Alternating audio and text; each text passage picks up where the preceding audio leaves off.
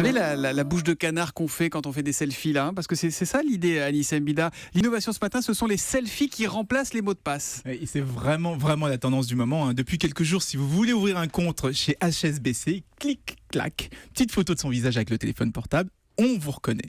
L'ordinateur sous Windows 10, on le regarde droit dans la webcam, dans l'objectif, et la session s'ouvre. La même chose avec le dernier Galaxy Note de Samsung, celui les paiements, celui qui a des problèmes de batterie, qui a des problèmes en ce moment, les paiements de chez Mastercard et bientôt les commandes de chez Amazon. Tout le monde se détourne des empreintes digitales pour se concentrer sur quoi ? Sur la reconnaissance du visage et en particulier même de l'iris, de l'œil. C'est très très étonnant parce que je pensais que les empreintes c'était vraiment ce qu'il y avait de plus fiable. Eh ben non, on a découvert qu'il suffit d'une simple photocopie de votre doigt pour tromper la plupart des capteurs. Donc on cherche autre chose.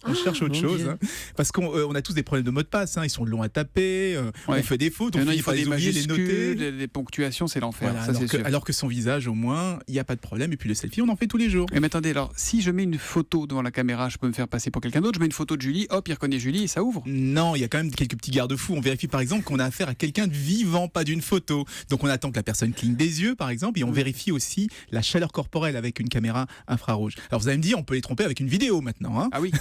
Mais là c'est compliqué, il faut filmer la personne de face, qu'elle cligne pas des yeux, qu'elle ne parle pas, qu'elle cligne des yeux, mais qu'elle parle pas. Et tout le monde n'a pas été présentateur télé pour pouvoir récupérer sa vidéo comme ça. Donc, mais vous avez raison quand même, le système il n'y a aucun système qui est fiable à 100%, mais quand même il faut rappeler que plus de la moitié des vols de mots de passe aujourd'hui se fait simplement par des arnaques par mail. On parle beaucoup de piratage, mais c'est souvent un petit mail et c'est la personne qui envoie directement son mot de passe toute seule. C'est ce qu'on appelle le fameux phishing aujourd'hui. Donc il y a beaucoup moins de chances qu'on se fasse voler son mot de passe avec les selfies parce qu'on sera quand même beaucoup plus vigilant si on vous demande d'envoyer votre photo par email. Ne jamais donnez vos mots de passe, vos coordonnées bancaires, tout ça par mail. Jamais votre banque, par exemple, ne vous le demandera jamais par mail. Merci Anissa, à demain matin. Rendez-moi cette photo de moi, Thomas, s'il vous plaît. Merci.